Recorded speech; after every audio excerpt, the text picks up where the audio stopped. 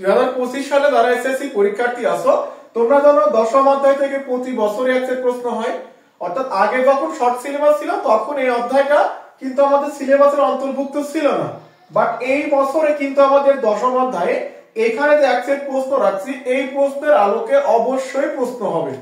অর্থাৎ এখানে প্রশ্নের ক খ গতি যেই ধরনের প্রশ্ন দেওয়া আছে তোমরা পরীক্ষায় অবশ্যই অবশ্যই ঠিক সেম টাইপের প্রশ্ন পাবা। হয়তো এখানে শুধু 1 কিলোমিটারের জায়গা এখানে আমাদের 1500 থাকতে পারে, mn এর জায়গা ab থাকতে পারে, শুধু নামগুলো চেঞ্জ হবে, বাট প্রশ্নের কোয়ালিটি আমাদের একই থাকবে। তো এর সাথে আমরা আমাদের অনুশীলনী থেকে কিছু কাজের অঙ্ক আর যদি 3-4টা বইয়ের অঙ্ক প্র্যাকটিস করতে পারি তাহলে এখান থেকে 10 নম্বর তুমি 100% কমন পাবা। তো আমরা আসলে আজকে সৃজনশীলটা বুঝিয়ে দিই, তুমি একটু মনোযোগী হও।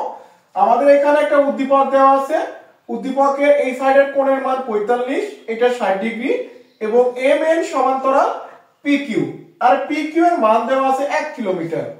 আর এই সাইডে একটা অঙ্ক দেখো, এখানে একটা লম্বা তুমি যাই বলো ল্যাম্প পোস্ট বলো খুঁটি বলো বা যেটা উল্লেখ করা থাকো, এখানে পুরোটা দেওয়া আছে আমাদের ভূমির মান দেওয়া আছে 15, আর এই পি আর এবং আর এস সমান্তরাল, আর আমাদের আর কোণের মান দেওয়া আছে 60 ডিগ্রি।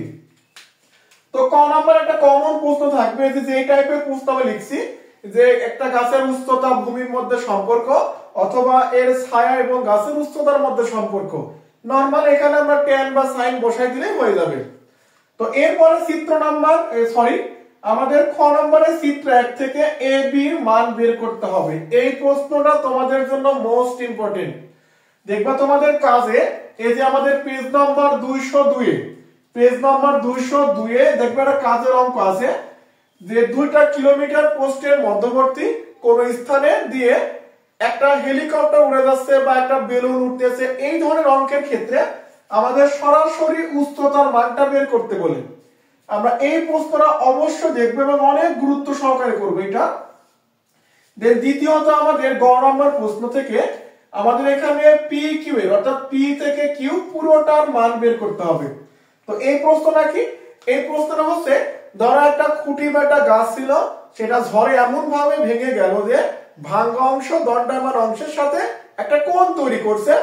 আমাদের জানতে চাওয়া হতে পারে ভাঙা অংশের দৈর্ঘ্য কত, কতটুকু অংশ ভাঙছে বা পুরো খুঁটিটার দৈর্ঘ্য কত, এইভাবে বিভিন্ন প্রশ্ন যেতে পারে, বাট প্রশ্নের ধরন কিন্তু একই থাকবে।